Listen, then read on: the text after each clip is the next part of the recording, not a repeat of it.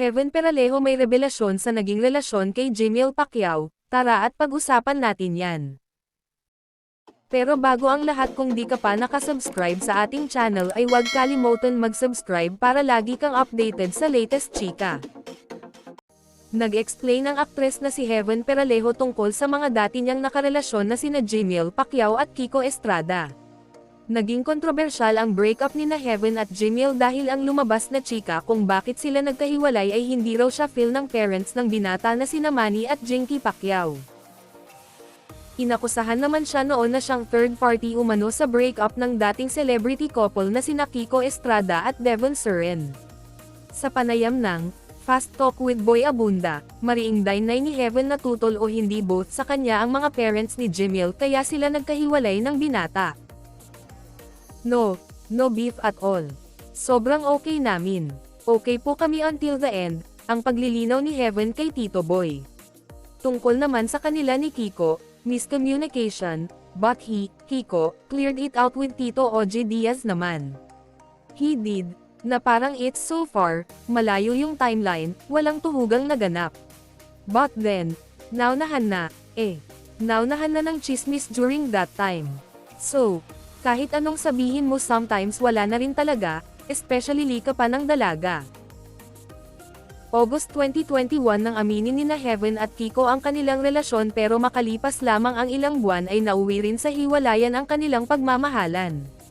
Samantala, tandang-tanda pa ni Heaven ang advice sa kanya ng kanyang tiyahing si Rica Peralejo nung medyo gumaganda na ang kanyang showbiz career. Sa mga hindi pa aware, pinsan ng nanay ni Heaven si Rica at ang kapatid nitong si Paula Peralejo na dati ring nag-artista. Hanggat maaari, sabi raw ni Rica, ay huwag daw siyang magpa-sexy ng bonggang-bongga sa mga gagawin pa niyang acting projects in the future. Nabanggit kasi ni Tito Boy sa naturang panayam kay Heaven na naaalala niya si Rica sa tinatahak niya ngayong career path. Ilang sexy movies din ang pinagbidahan noon ni Rica na talaga namang tumatak sa mga manunood, lalo na sa mga kalalakihan. Ang sinasabi niya every time nagre-reunion kami, which was, actually recently nagkita lang kami, sabi niya, "Nako, huwag kang magse-sexy ha," pahayag ni Heaven. Sundot na tanong ni Tito Boy, bakit daw ganuan ang naging advice ng kanyang tita Rica? Hindi na raw kasi kailangan. Huwag na. Maganda na yung career mo, ang sabi raw sa kanya ni Rica. Agree naman daw si Heaven sa sinabi ni Rica kaya naman may conscious effort on her part na huwag tatanggap ng mga projects kung saan kailangan niyang magpakita ng hubad na katawan. Sabi ko, "Toto naman, wala naman po. Wala naman akong plano," say pa ni Heaven. Sumunod na question ni Tito Boy kay Heaven kung alam ba niya na napaka-sexy at sensual ng dating niya sa mga kalalakihan. Sandaling nag-isip si Heaven bago nag-dialogue ng, yes, and I actually embrace it. Actually, it gives me confidence at some point. Na parang sometimes, o nga naman, why should I be so insecure with small things when I can be so much more? And sexy, parang anong masama sa sexy?